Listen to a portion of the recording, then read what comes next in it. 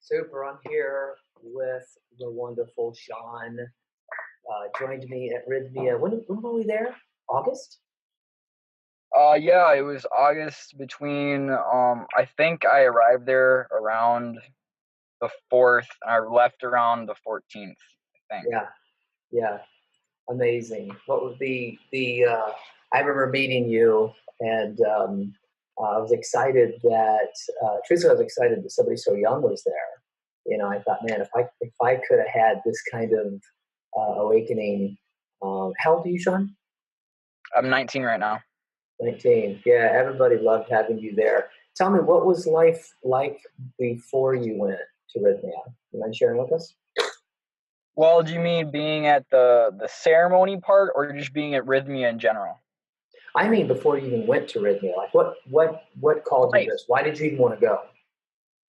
Um, all right. I was getting ready to take a shower one night, and I was watching the spirit science thing, and I Hmm. noticed that they had a video talking about Rythmia, and they said that they were if you mentioned spirit science while signing up for Rythmia, you'd get a discount. And they kept talking about how they were going to do ayahuasca there. And I've heard of ayahuasca, and I've been curious about it. And I guess the best way I could explain it was I heard a voice and it just kept telling me to go, and I was like, all right. Hmm. Hmm. Yeah, yeah, I love it. And so, did you go because you wanted to eliminate or alleviate some type of challenge or obstacle? Was it strictly curiosity? Um, It actually is a little difficult to explain it because I guess there's actually a few different ways I could go about seeing why I went there. But in the case with me wanting to eliminate a few things, I suppose it it wasn't as much of that as it was um just wanting to in and of itself, but there was a little bit of seeing if ayahuasca could help me better be on the path that I want to be in my life. Okay. Can you describe that path? What path did you want to get more onto, or was there a path that you wanted to get um off of? I want to be more I want it to be more about like feeling secure about just being here on this planet at this time, Okay. like So maybe that some a sense of identity, or even emotional security in my identity. okay, emotional security and identity. Would you say that's a problem for young men in your age group? You see that among your I actually peers? would not say that's a problem because I know a lot of people that well, I can't really say whether or not it is a problem for most men in my age group because I don't hear a whole lot of many other of my friends or guys talk about anything about their emotional stability and who they are.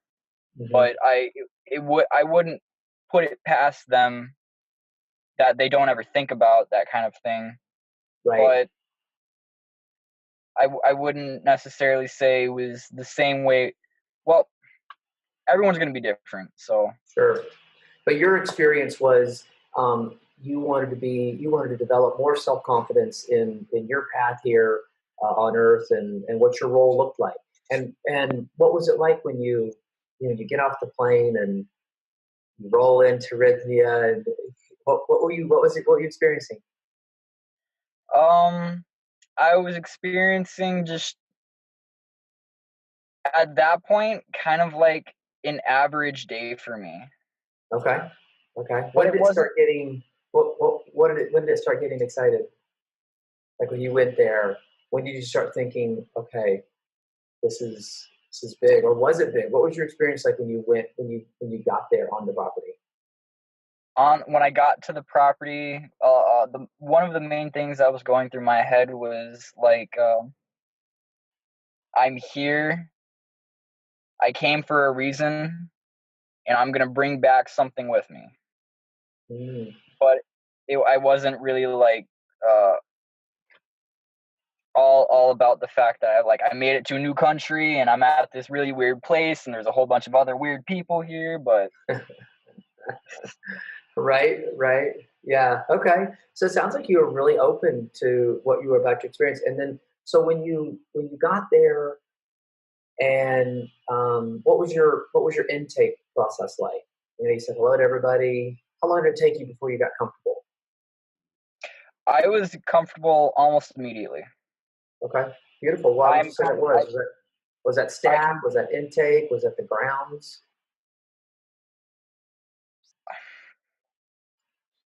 my comfortability in general didn't really change from you know what, I'd say from my from coming from where I live on my way to Rythmia, I was getting more and more comfortable Okay. Cool. because I can get very comfortable with very very different situations. Okay, fair enough. And yeah, that's been my experience of you too. Is you're highly flexible to move into these areas. You're a very open person. What was your favorite thing about it? My favorite thing about it, you What did know, you like most? I really did like the ceremony. I mean, that was one of the main parts, of course, but I would say one of my favorite things about my experience being at Rythmia was actually that all the different people I met Hmm. and how it seemed to be very connecting moment. Hmm. Like it was more about like I could see how all of us were connected and see more about like how people were connecting there and like how everyone's paths were all merging at one point in time in this one place. Beautiful. I get that. I felt the same. There's an expression that Rhythmia uses, and it says, "Don't leave until you get your miracle." Um, and I didn't know what to think of that. I was like, yeah, okay, is that cheesy? But there's a conversation, a general theme that develops of there's miracles that happen here. What's the miracle that exists for you? And that really personalizes the experience for a lot of people that I've spoken to that have attended. That while it may be this or that for the people, for me, it needed to be this. Can you speak to that?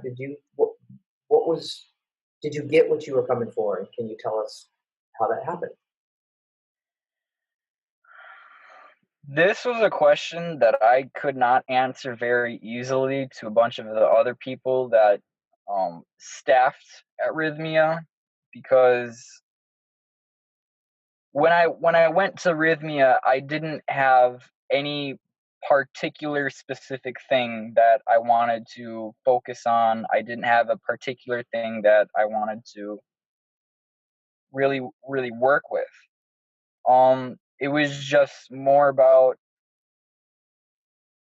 I was following my spirit, Okay. and my spirit just told me to go to Rythmia. Now, for what I didn't particularly know, but I knew it was going to be for a good reason. Now, when I left Rythmia, I can recall about some of the experiences I went through. I can recall about how I felt about certain things, but my miracle, I don't really particularly know what it was if I had one. Okay, that's fair.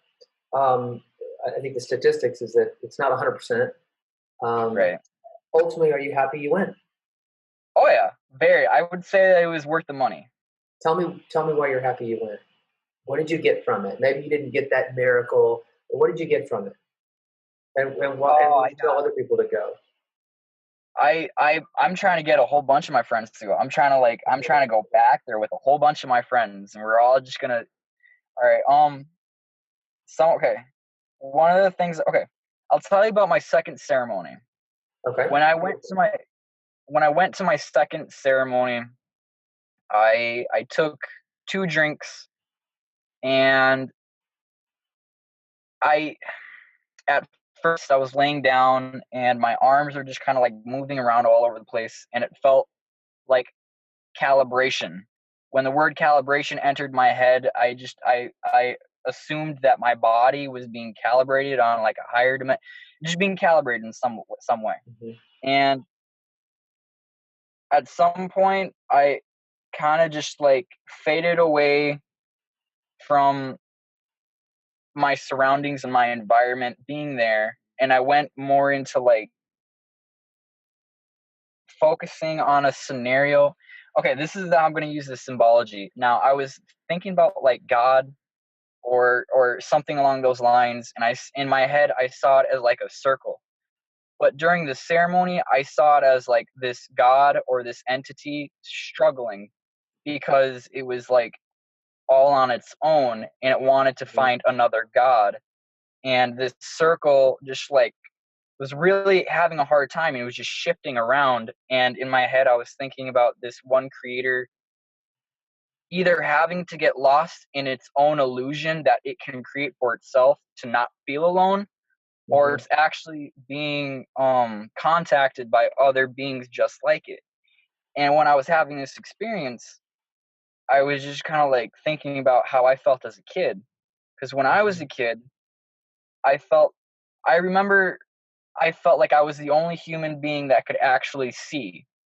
Mm-hmm. Like I was aware everyone else could use their eyes and they could function and they could see, but I felt like I was the one who could like actually see.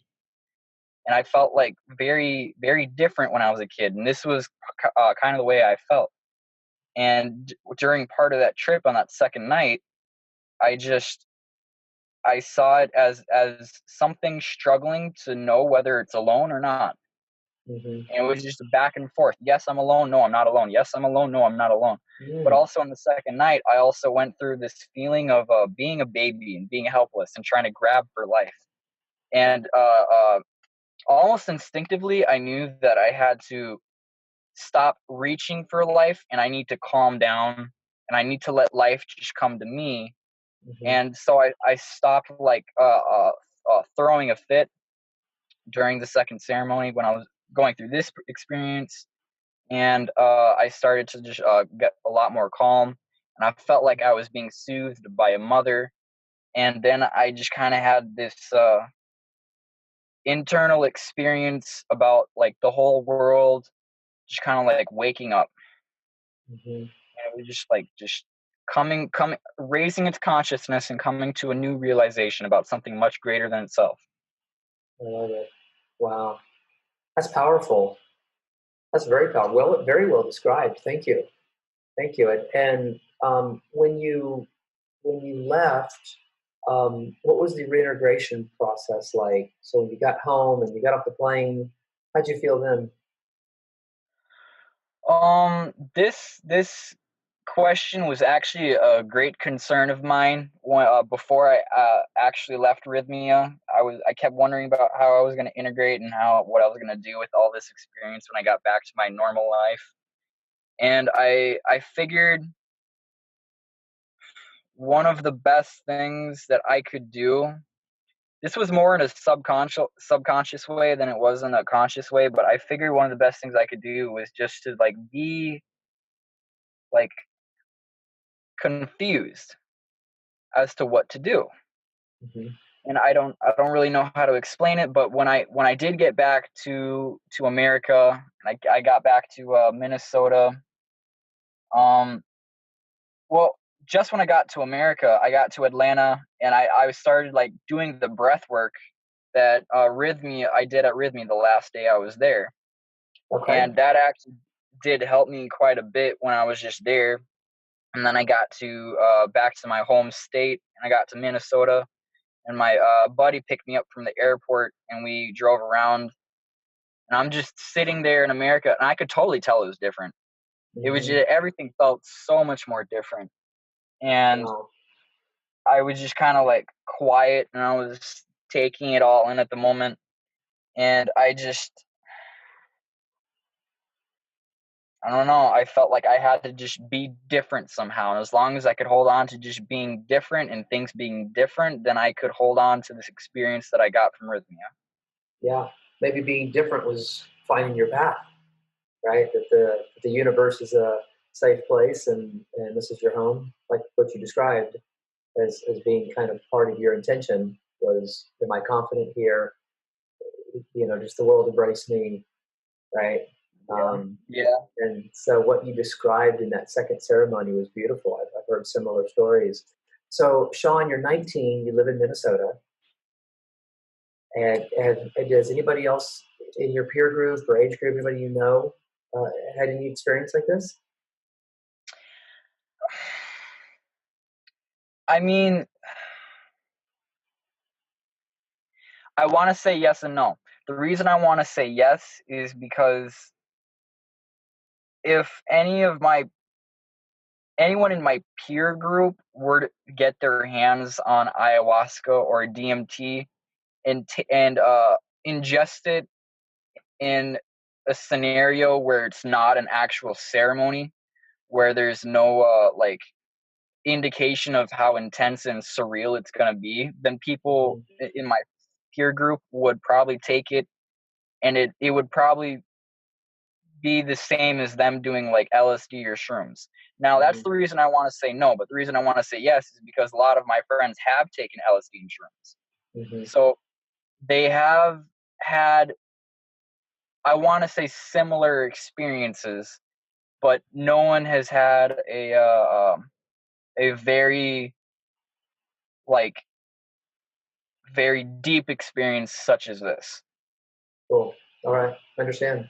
Understand. Well, I really appreciate you coming here and sharing your experiences with me and people that are considering this type of work or considering, they call this a technology, right? They call it a medicine. Right. It's nature's medicine, which is the perfect technology. It's perfectly constructed. The pharmaceutical companies have not gotten their hands on it. This is not engineered in any way. And so the subject of ayahuasca and various psychedelics like this is very debated. It's a very debated subject for people in pain, people just as an awakening experience. Like, should everybody be doing this?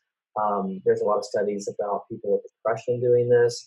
I was very interested in hearing your story as a young man that's starting off your journey. What's it like to do this as someone in their teens?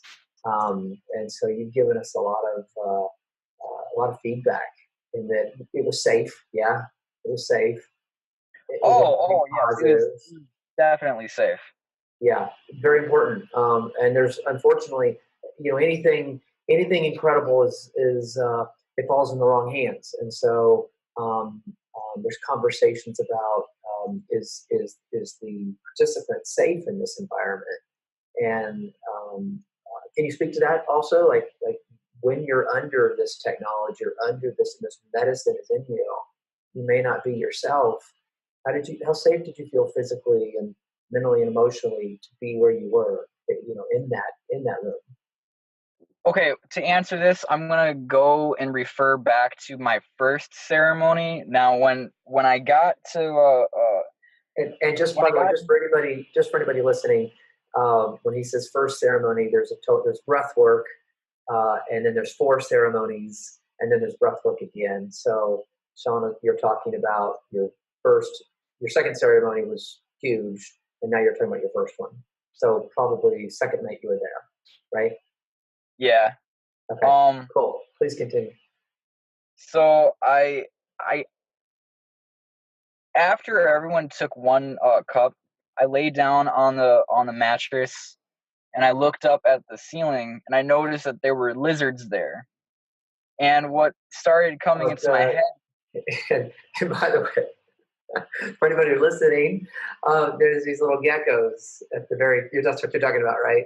The little yeah, geckos at the very, very top of the ceiling, really cute. So you noticed the lizards. Please continue. Sorry to keep interrupting. it's okay. People are going. He saw lizards. Oh my God, I'm scared of lizards. So I want to clarify. Ayahuasca doesn't always Um, bring me visions of lizards. so I started thinking about like, you know how a lot of people who are into conspiracies and stuff, they'll start talking about like lizard men and like the reptilians and stuff.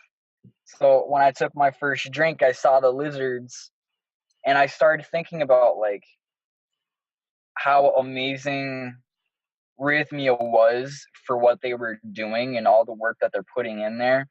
And then I started thinking about like a bunch of reptilians just like coming in and like taking control and then like turning it from such a good thing into a very bad thing.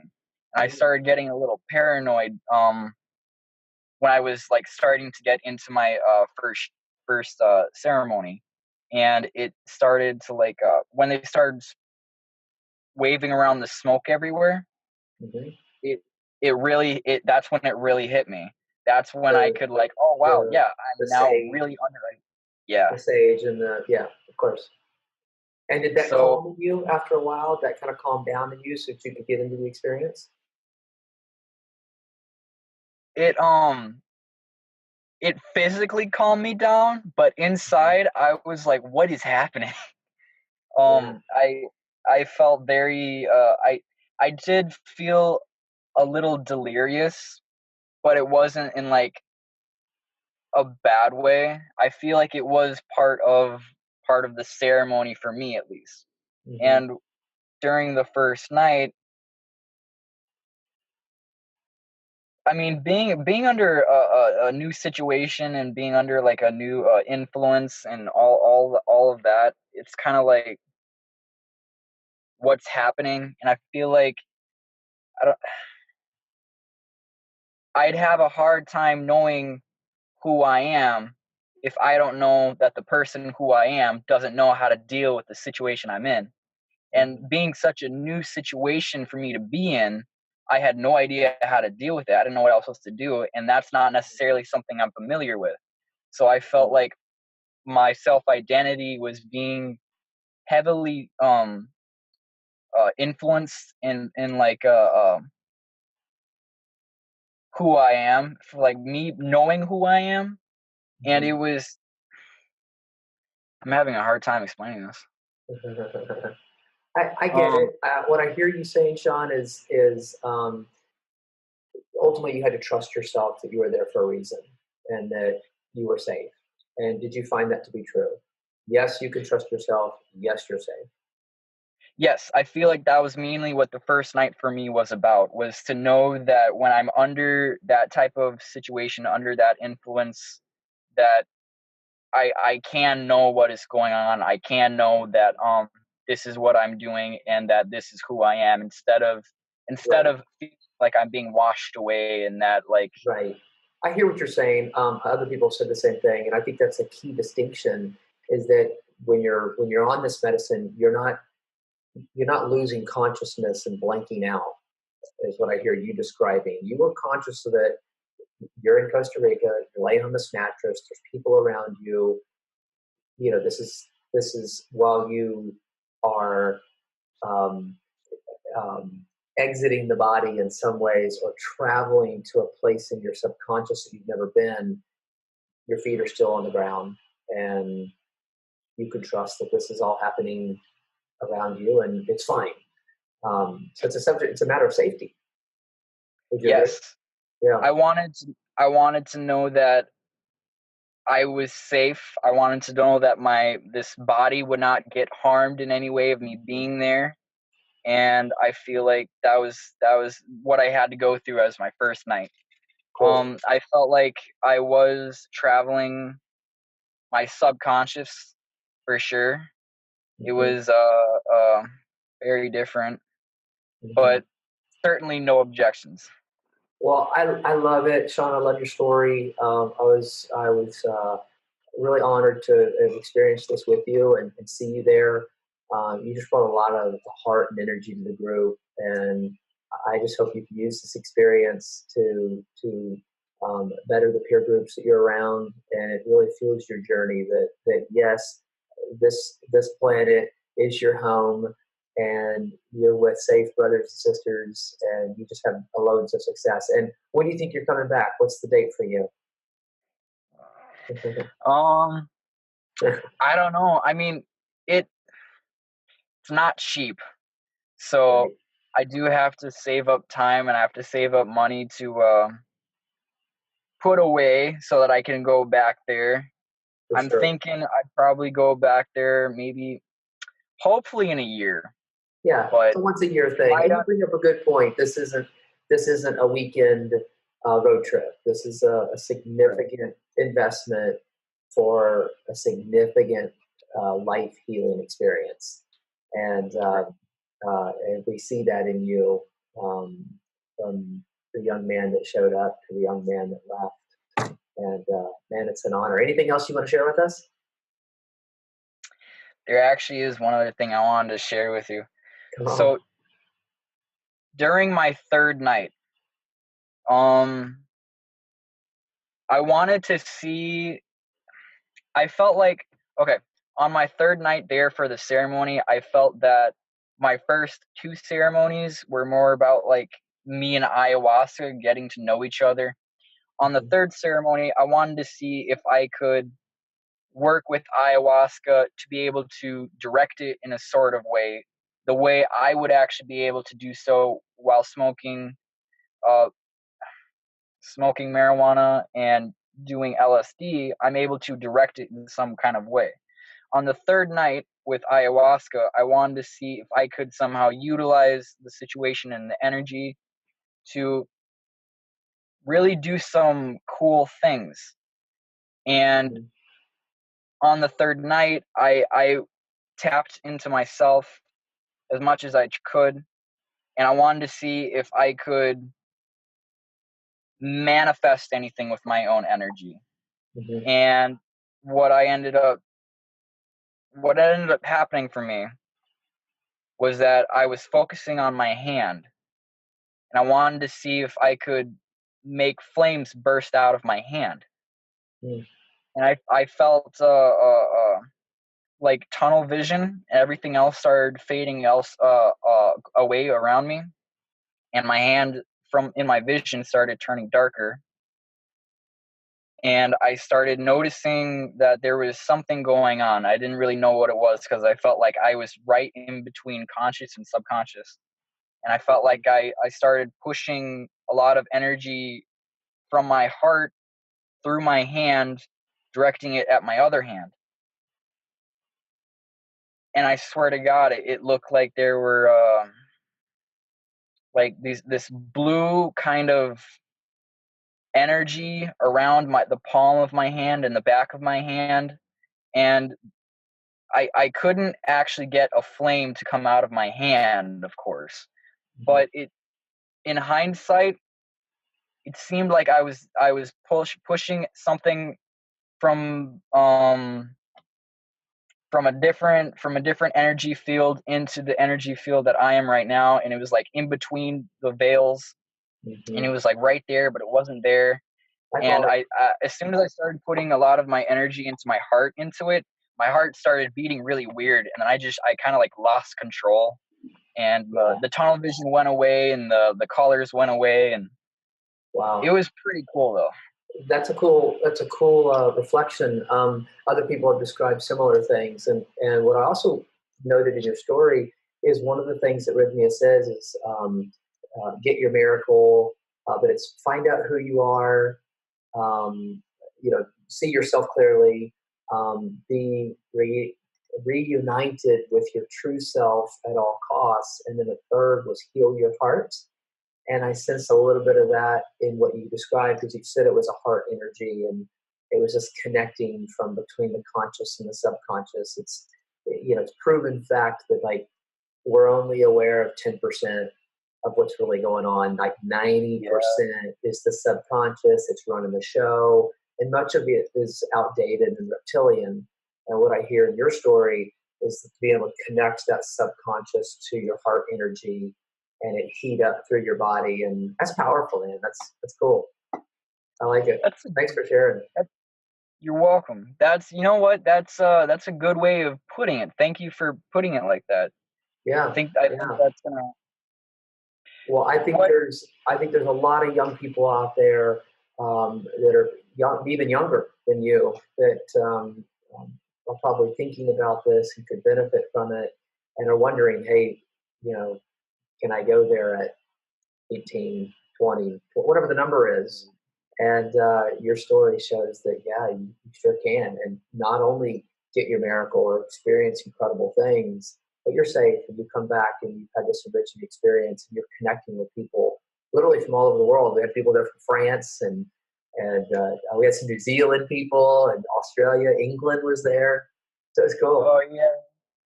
Oh, I knew that there were a bunch of different people, but I didn't even consider like where all these people were from on the world. That's Canadians. There was quite a few. So, gosh, it's been such a treat to get to know you, Shawn. Thank you for honoring us with sharing your story. And this is a very intimate experience. And so to to brave the camera and come out and talk with me and share this, I mean, it could really be life changing for someone else that resonates with you, my brother, and says, "Man, if Shawn can do it, I want what Shawn got." And I want to be like him. So I love it.